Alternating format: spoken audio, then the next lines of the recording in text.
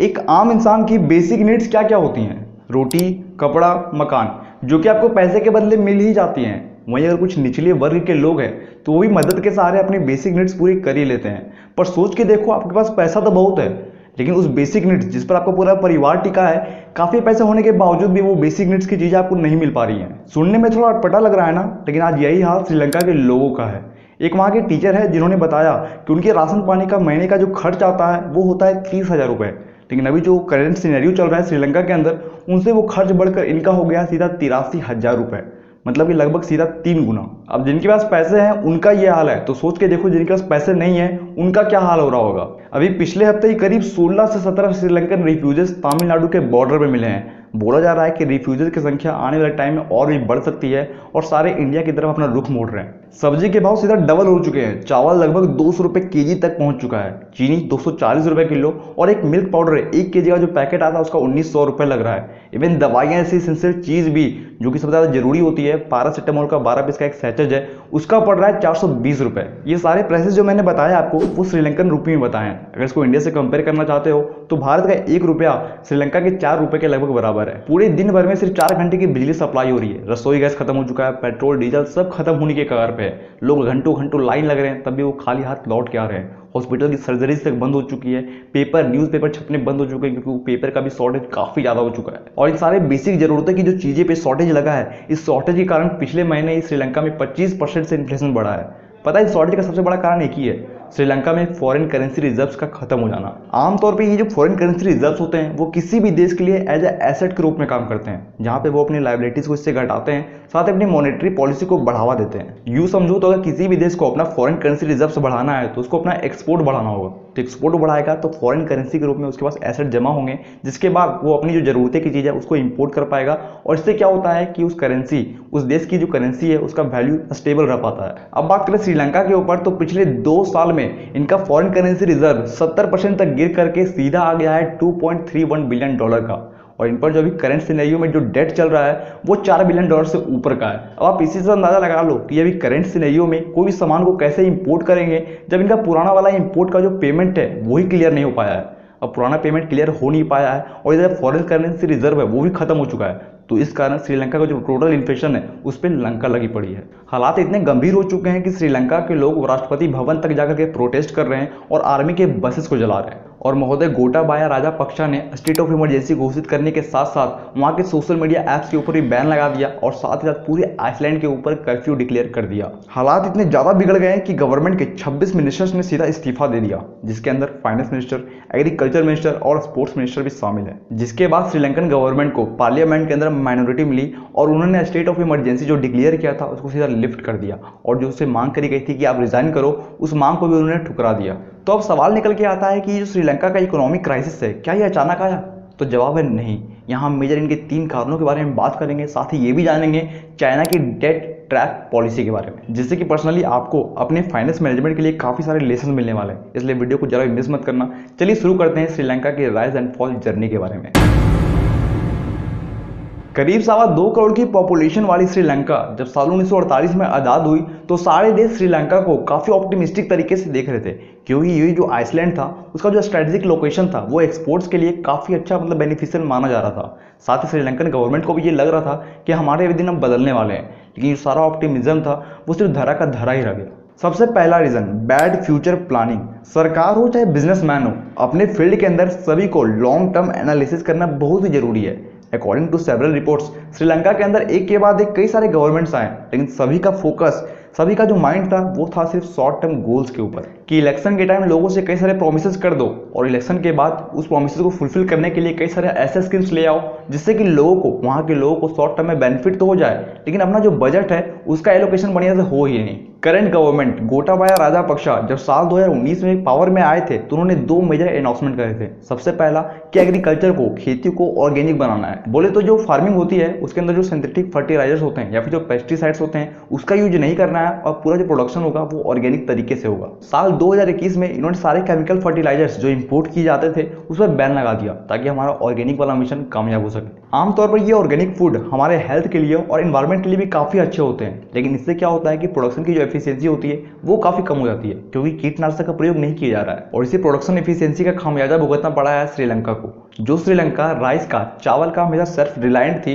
लेकिन उसको चावल भी आज इंपोर्ट करना पड़ रहा है। और जो चाय को हमेशा एक्सपोर्ट करती थी, वहां पे आज चाय 100 रुपए प्रति कप बिक रहा है। दूसरा, इन्होंने अनाउंसमेंट किया था वैट के ऊपर कि वैल्यू एडेड टैक्स को हम घटा देंगे।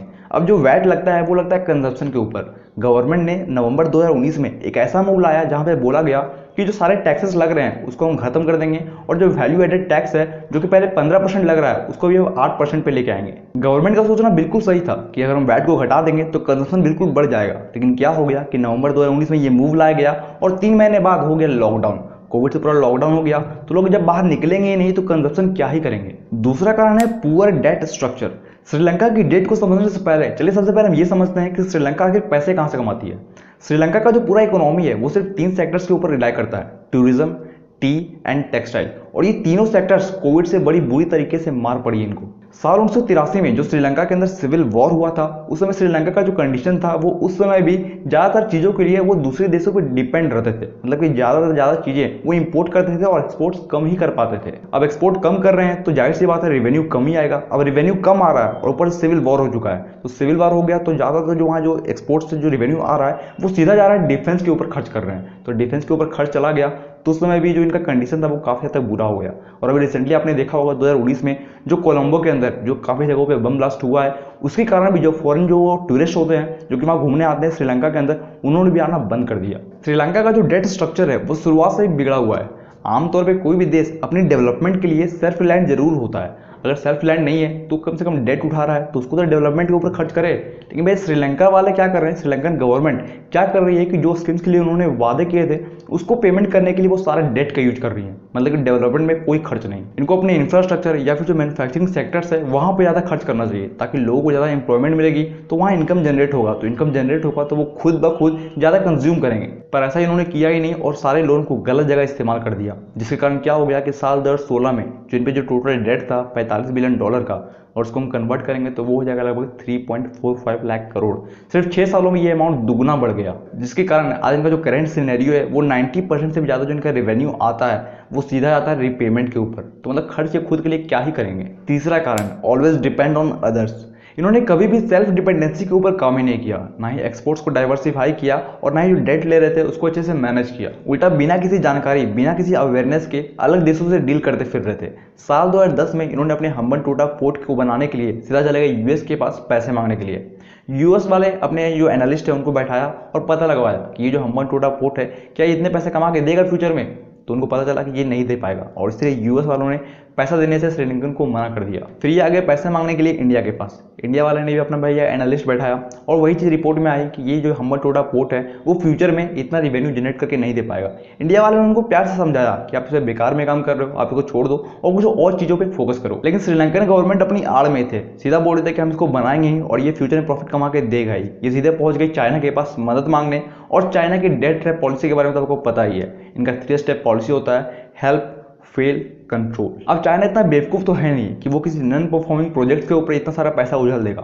तो चाइना क्या करता है कि अपनी रणनीति अपनाता है। चाइना क्या करता है कि वो जो प्रोजेक्ट चल रहा है उस पर अपना एनालिस्ट बैठाता है और पता करता है कि भैया ये जो चीज़ है वो फ्यूचर में रेवेन्यू कमा के देगी कि नहीं देगी। जब पता चला कि नहीं देगी तो तब भी उसकी हेल्प करेगा, दिखाएगा कि भैया कोई नहीं तुम्हारी मदद कर रहा है, हम तुम्हारी मदद करेंगे। अब चूंकि चाइना को पता है कि वो जो प्रोजेक्ट है वो इनसे फेल हो जाएगा, तो चाइना क्या करता है कि डील साइन करता है कि हम आपको पैसे देंगे तो जरूर, लेकिन क्या करेंगे उसको हम अपने इंजीनियर से बनवाएंगे ताकि वो फ्यूचर में अपने फायदे के लिए उसको यूज कर सके। और वही चाइना ने किया हम्बनटोटा पोर्ट के साथ, अपने इंजीनियर से बनवाया उसको और मेक श्योर किया कि वो फेल हो जाए। और जब वो फेल हो गया तो जो डील मिली वो भैया चाइनीज़ कंपनीज को डील मिली, ताकि वो बिक गया जो वो चाइनीज़ कंपनी ने उसको खरीद लिया, साथ ही साथ 99 ईयर्स के लिए लीज पर भी ले लिया। और चाइना की ये डेट ट्रैप पॉलिसी सिर्फ श्रीलंका के अंदर अवेलेबल नहीं है, बांग्लादेश, पाकिस्तान, नेपाल या फिर मालदीव्स, ये सब के अंदर काफ़ी हैविली फंडिंग कर रहे हैं। आमतौर पे पहले देखा गया था कि जो मालदीव्स है या फिर श्रीलंका है ये ज़्यादातर इंडिया से ट्रेडिंग करते थे, लेकिन अभी देखा जाए तो श्रीलंका या फिर मालदीव्स इससे ज़्यादा ट्रेडिंग कर रहे हैं चाइना वाले। लेकिन हैरान नहीं होना, क्योंकि एक समय पे हमारा भारत भी इसी कतार में लगा हुआ था, लेकिन thanks to current leadership management जो कि चाइना की इस डेट ट्रैप पॉलिसी को भाप चुकी है और इससे कोसों दूर रहने की कोशिश करती है। अब मदद की बात करें तो इंडिया ने अब तक $500 मिलियन का जो फ्यूल परचेज है उसका लोन प्रोवाइड किया है, साथ ही $1 बिलियन बिलियन डॉलर तक का जो क्रेडिट लाइन है, उनकी जो क्रिटिकल इंपोर्ट्स हैं, क्रिटिकल जो सामान है जिसको इंपोर्ट करना बहुत ही ज़्यादा जरूरी है, उसके लिए भी ये चीज़ अलाइन करी गई है। साथ ही आरबीआई ने 400 मिलियन डॉलर का करेंसी स्वैप का ऑफर किया है। साथ ही जो पुराने लोन थे आरबीआई के द्वारा, उसको भी रिस्ट्रक्चर कर दिया गया है। और फ्यूल के बाद अब इंडिया से चावल की भी शिपमेंट्स करी जाएगी श्रीलंका के अंदर। इसके अलावा श्रीलंकन जो गवर्नमेंट है वो एडिशनल 1.5 बिलियन डॉलर का क्रेडिट लाइन मांग रहे हैं इंडिया से। और बोला जा रहा है कि अब आईएमएफ, इंटरनेशनल मॉनेटरी फंड भी इनको काफ़ी ज़्यादा मदद करने वाले हैं। साथ ही अभी तक चाइना, जो कि हमेशा अपने फायदे का सौदागर है, अब तक इनकी तरफ से कोई रिपोर्ट निकल के नहीं आई है, लेकिन बोला जा रहा है कि वो भी इनकी मदद करेंगे। लेकिन आपको पता ही है कि अगर मदद करेंगे भी तो वही अपना डेट ट्रैप पॉलिसी वाला जो बुद्धि है वही लगाएंगे, जिससे कि श्रीलंकन करेंसी की जो वैल्यू है वो काफ़ी ज़्यादा घट जाएगी। आमतौर पे $1 is equal to 100 Sri Lankan rupees, जो कि अब हो चुका है $1 is equal to 300 Sri Lankan rupees. और बोला जा रहा है कि अगर ये ऐसा कुछ चलता रहा तो ये और भी घट सकता है। पर एक बात कहूँ, श्रीलंका के जो लोग हैं वो भी अलग ही लेवल के गवर्नमेंट को चुन करके रखा है उन्होंने, जो कि राष्ट्र हित में नहीं परिवार हित में है। वहाँ के जो प्रेसिडेंट है गोटाबाया राजपक्षे, उनके छोटे भाई प्रधानमंत्री की पोजीशन पे हैं और दूसरे भाई सिंचाई मंत्री, वित्त मंत्री, या फिर उनके भी जो बेटे हैं वो भी मिनिस्टर लेवल पर ही हैं। तो आप समझ लो कि वो अपने परिवार को मैनेज करेंगे, या उनको चलाएंगे या फिर राष्ट्र को चलाएंगे। तो मिला जुला के समझो तो सिर्फ एक पूरा परिवार ही है जो कि श्रीलंका को चला रहा है। इसके बारे में आपके क्या थॉट्स हैं नीचे कमेंट्स में जरूर बताना। बाकी आई विश कि ये श्रीलंका को जो अलग अलग तरीके से क्रेडिट लाइन की फैसिलिटी दी जा रही है उसे ये इस क्राइसिस से बेल आउट कर पाएंगे। तो दोस्तों वीडियो अगर इंसाइटफुल लगा है, पसंद आया है तो जल्दी से इसको लाइक कर लो, चैनल को सब्सक्राइब कर लेना और बगल में जो बेल नोटिफिकेशन का आइकन है उसको प्रेस कर लो ताकि इसी तरह की नॉलेजफुल वीडियो की नोटिफिकेशन आप तक सबसे पहले पहुंच सके। मिलते हैं दोस्तों इस तरह के नेक्स्ट पावरफुल इंसाइटफुल वीडियो के साथ। तब तक के लिए आप सभी खुश रहिए, संतुष्ट रहिए, तंदुरुस्त रहिए। गुड बाय, जय हिंद।